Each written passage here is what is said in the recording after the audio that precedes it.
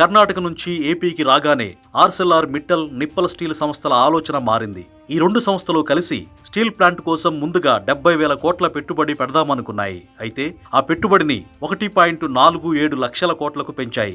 విశాఖపట్నం జిల్లాలోని నక్కపల్లి మండల పరిధిలోని బుచ్చిరాజుపేట, చందనాడ, డిఎల్పురం, రాజయ్యపేట, వేంపాడు గ్రామ పరిధిలో ఈ భారీ ఉక్కు కర్మాగారం ఏర్పాటు కాబోతుంది. 2 దశల్లో దీని నిర్మాణం పూర్తవుతుంది. స్టీల్ ప్లాంట్కు అనుసంధానంగా పోర్టును కూడా నిర్మిస్తున్నారు. ముడిసరుకుల దిగుమతి, ఉక్కు ఎగుమతి కోసం దీన్ని ఉపయోగిస్తారు. పోర్టు నిర్మాణానికి సముద్ర తీరంలో 128 హెక్టార్ల భూమి కావాలని ప్రభుత్వానికి ప్రతిపాదించింది. స్టీల్ ప్లాంట్ ద్వారా 61,000 మందికి, పోర్టు ద్వారా 8,000 మందికి ప్రత్యక్షంగా ఉద్యోగాలు లభించనున్నాయి. అంతేకాదు ప్లాంటుకు అనుబంధంగా చిన్న మధ్య తరహా పరిశ్రమలు కూడా ఏర్పాటై 1,000 మందికి ఉపాధి అవకాశాలు వస్తాయి. ప్రభుత్వం కూడా స్టాంప్ డ్యూటీ, రిజిస్ట్రేషన్ ఫీజు మినహాయింపు, ఆర్థిక ప్రోత్సాహకాలతో పాటు 10 ఏళ్లు నీటి సరఫరా, విద్యుత్తు, నీరు, రైలు, రోడ్డు సౌకర్యం కల్పించనుంది.